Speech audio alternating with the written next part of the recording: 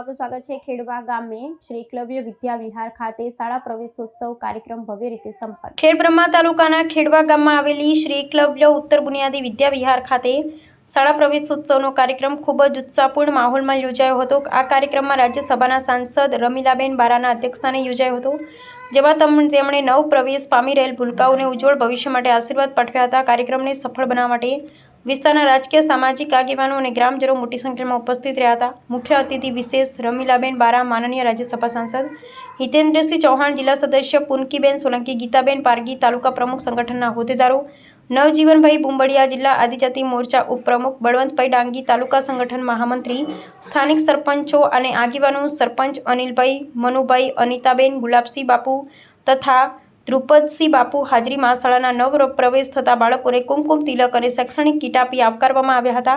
ગામના સૌ આગેવાનો, વાલીઓ અને શિક્ષક મિત્રોએ સાથે મળી ભારે જહેમત ઉઠાવી આ સમગ્ર કાર્યક્રમને દીપાવ્યો અને સફળ બનાવ્યો હતો। રિપોર્ટર જીતેન્દ્રભાઈ જોશી, ખેડબ્રહ્મા।